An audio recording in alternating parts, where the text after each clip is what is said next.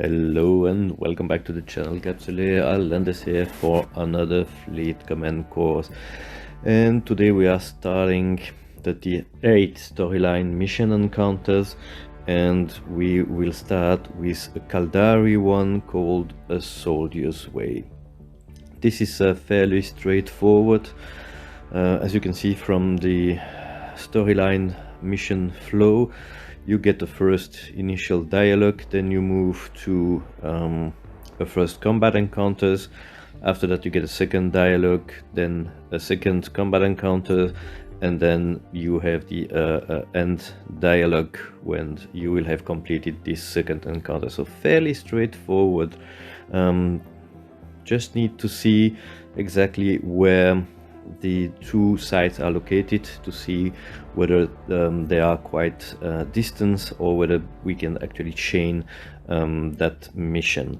Reward is 55 million ISK, so a bit of a boost compared to the tier 6 mission, which were either 20 million or 35 million. And of course you get a chest loot, which will give you officer or faction grade loot with a bit of randomness. Of course, you have to pray the RNG god to get the nice items in there, rather than the less useful or let's say profitable ones that you can get from the chest. Okay, back to the hangar for a quick tour of the ship fitting. So basically nothing changed from the last two videos on the tier 6 storyline mission. It's the same fittings. The only thing that improved a bit is my skill with heavy drone, which basically gave me the last level another 40% in base drone DPS, and now I'm called with a 960 DPS with almost 740 being bound to the drone. So high slot, still the large strike cannon, only weapon which has the range by combining your optimal range and accuracy fall off to keep up with the drone, which are still at 98 kilometer range. On the mid slot, I still don't have decided what to do with the target painter. Most likely I'm gonna remove it at some point, most likely replace it with a shield group repair or an armor group repair, just to get an extra heal in the interactive warp scrambler and the web. So again, that's just in case you have some ship that would slip through. Then you get the Mark 9 drone, so a mix of infiltrators and Valkyrie. EM and explosive damage will work best for me in combination, and as I explained before, it's really useful to keep the spread on the drone and not focus on complementing the C-type strike cannon, because basically the drone will start off killing ships by themselves, and you are using the strike cannon to anchor your ship, so it's best to have a bit of a spread in the DPS. Low slot, an armor wrapper, just to get that damage control done, and then 3 bat drone damage amplifier for the extra DPS and also for the activation. So having a 25-second activation time as I did means with 3 I'm nearly at the full up time in terms of hot DPS. The tracking computers just serve to enhance the strike cannon range, just to get to this 100 kilometer threshold that we want to have, and then of course the micro warp drive just to keep some distance, help clean up the loot, and basically get some control over your speed and the orbits of your enemies.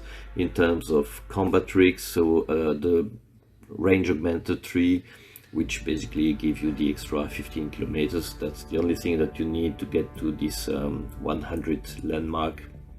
And then combination of the firepower augmenter for raw DPS, and then the speed augmenter for the activation time adjustment, and that's the best combination I found for the drone DPS. In terms of the engineering rigs, so a targeting system subcontroller, because you were really slow to lock on target, and so every second counts, especially with the fast targets for that. I got a second one just to improve, and potentially I will upgrade them when I have the ISK to a level 3 just to get that extra, and then a semiconductor memory cell to get some extra capacitor in there, even though you are not using much capacitor when you are running your weapons or the drone. Just using the ammo wrapper or the micro warp drive can potentially drain your cap very fast. You can see here I have only 2 minutes 50 with all modules active, so it's better to increase the cap size, and I still have some engineering skills as well to upgrade just to get a bit better. So you see no change whatsoever, just an increase in the DPS.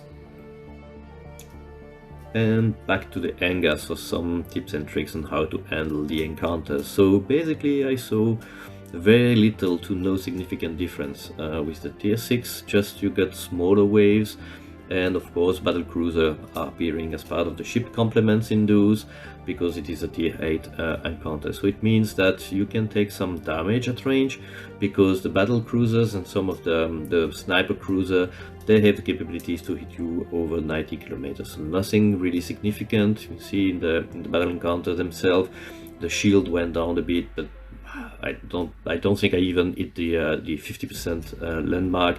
So nothing to worry about. And if you're a shield tank, contrary to what I expect this Dominix for, then you can hit generate very easily.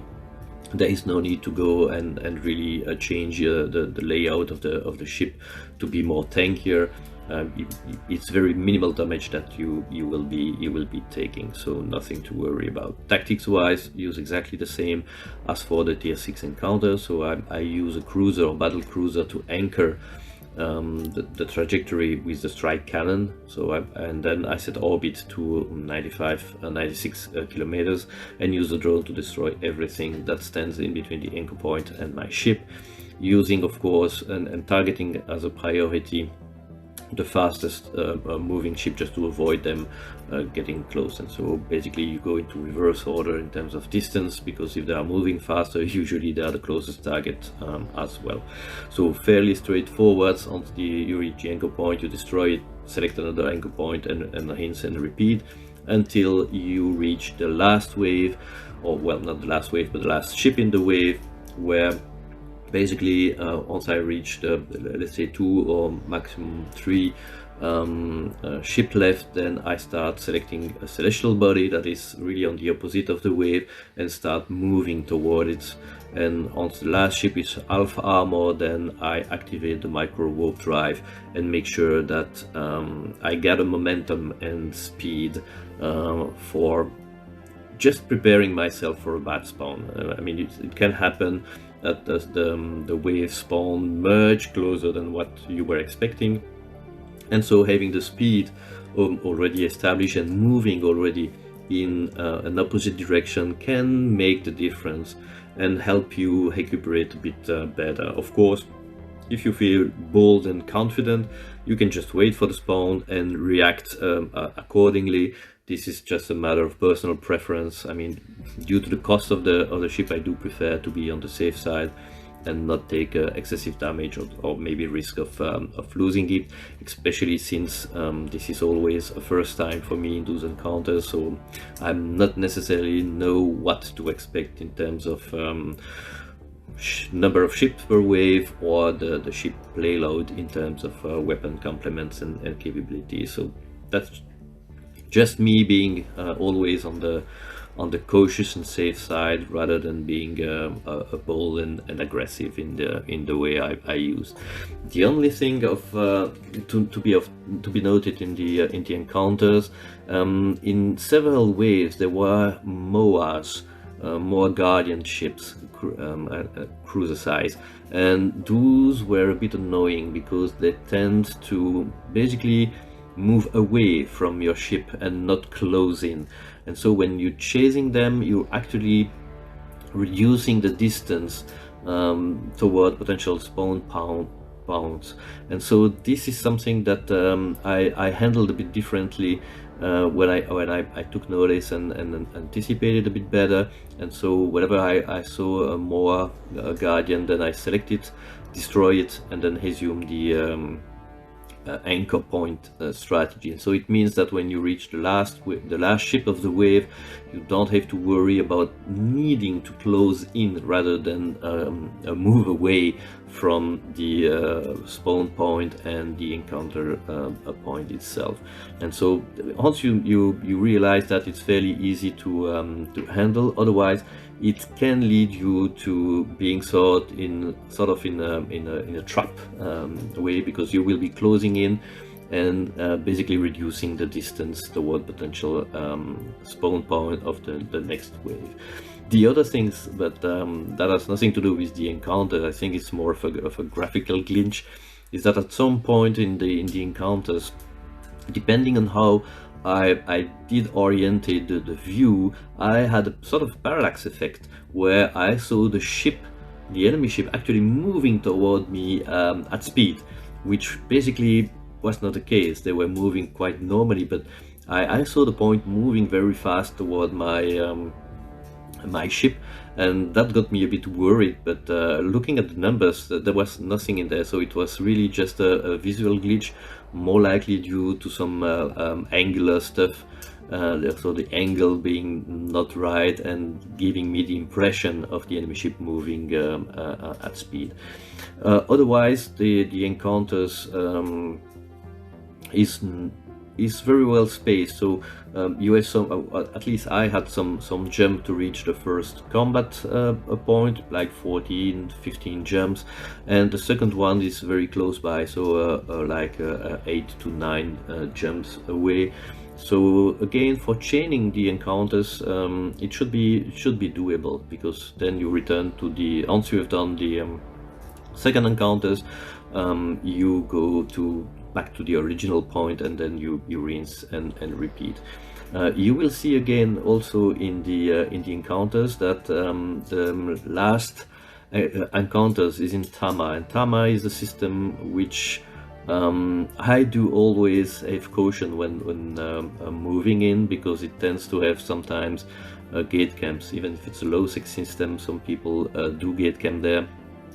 And so whenever I see that a ship has been lost in the last hour in the system, then I use my capsule to actually scout the emerging points before I send the battleship in, and that slowed me a little bit in the encounters. Otherwise, it took me a bit over 2 hours, hangar to hangar, just to complete this one. So I would say it's on par with the tier 6, so you get a better bounty. The ship size are different, more on the cruiser and battle cruiser side than on the lightweight destroyers and frigates. And so for me, this is of course better, because that's the kind of loot that I want. I'm more of a cruiser plus pilot rather than a frigate one. So for the elite loots, this is better. And that's it for me. So if you did enjoy the video, find the content useful, please hit the like button or subscribe to the channel, and that will give you notification anytime I push new content in the channel. In the meantime, enjoy the game, fly safe, and see you in another video.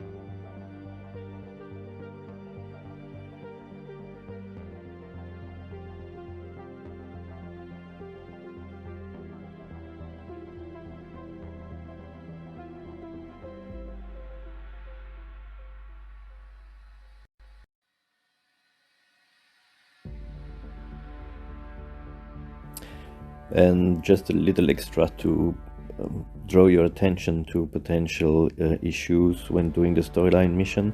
You see here on the map that there was some battle and some ship lost in TAMA in the last hour. So knowing that there might be some gate camp there, I'm gonna pause at the system just before, get to a station, pick up my pod and just scout the gate at the TAMA system. That is something that I always check, having been sometimes a bit semi-AFK and going through null space and getting myself shot through gate camps. I'm very cautious now about that, because the ship itself is quite expensive and I don't want to lose it. So it was the extra time. It's just a single jump back and forth just to check whether that is just some unfortunate minor errata that went down, or whether there is some gate camp being there.